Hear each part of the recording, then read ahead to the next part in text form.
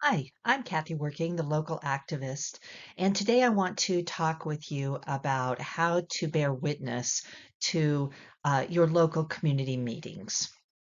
And I will talk about some of the experience that I've had with organizing people to make sure that we always have some eyes on important decisions that are being made in our community and that oftentimes uh, are made behind closed doors. And then the public finds out about it and then has to deal with the decisions that are made without their input.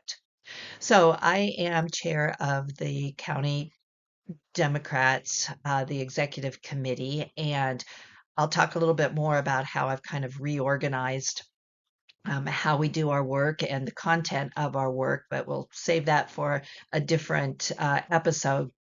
Today, I just want to focus on what we are doing in order to make sure that our decision makers in our community understand that there are people who are watching them and who want to have input on their important decisions.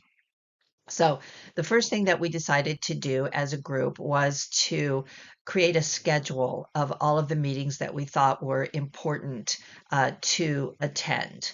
And we then asked for volunteers, people who were available during the times that these meetings took place, to volunteer to sign up to go to the meetings. That way, the burden of attending these somewhat boring meetings at times uh, it's spread across people, and the hope is that we'll be able to continue with this schedule for years and years to come.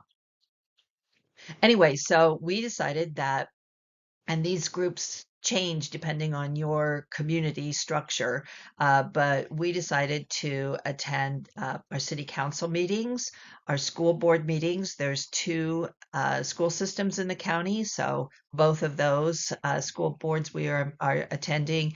Our fiscal court, which is the county level decision-making body about property taxes and roads and mostly infrastructure and development.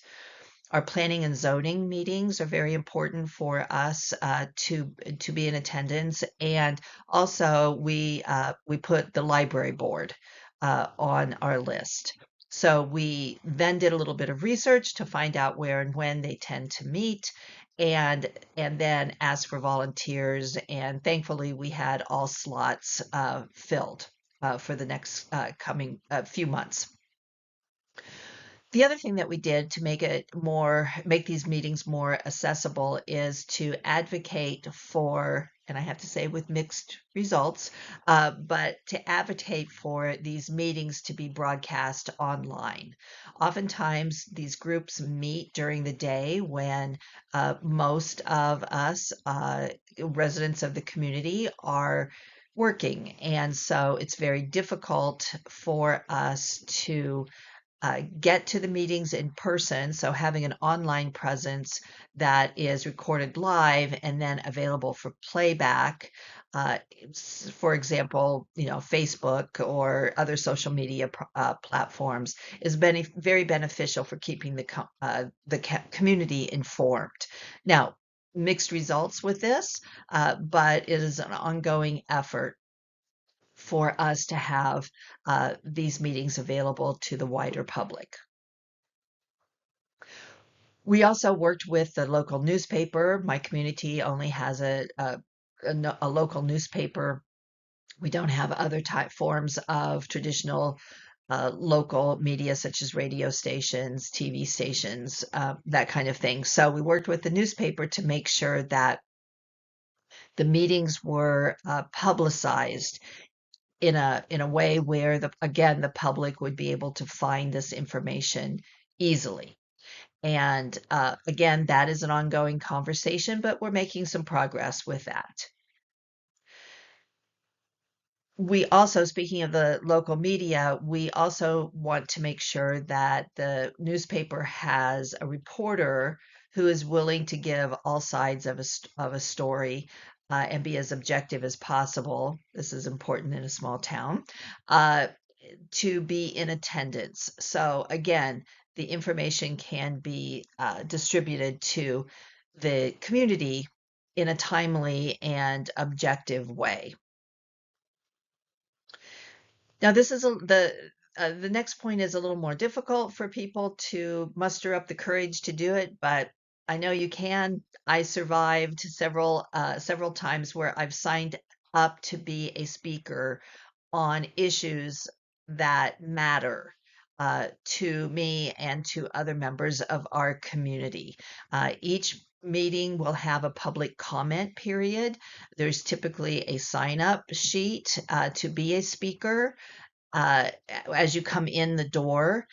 And just, a couple of tips is I know that you are probably feeling very passionate about whatever uh, issue is being discussed.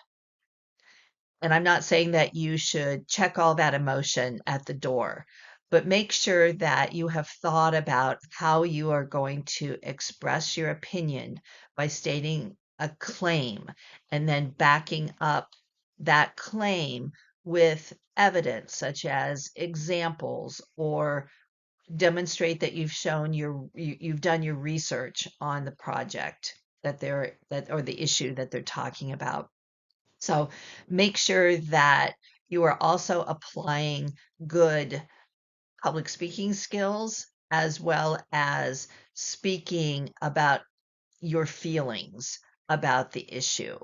And in that way, people will try not to use real inflammatory uh, uh, statements or words, no name calling. Just try to be as objective and as you possibly can, because the important thing is that your audience, which would be the members of whatever committee you are speaking in front, that they listen and they understand the core of your message and why you have that position on this particular issue. So make sure that you've written down some notes ahead of time just to keep you on track when you're up in front of the microphone and speaking to the group. Anyway, I hope you find this helpful. I think that it's an important role that citizens in a community can make, and that is, making sure that they're witnesses, so that the decision making that goes on in a community is transparent as possible. So always remember that every small thing that you do is helpful and can make a difference in your community. Thank you.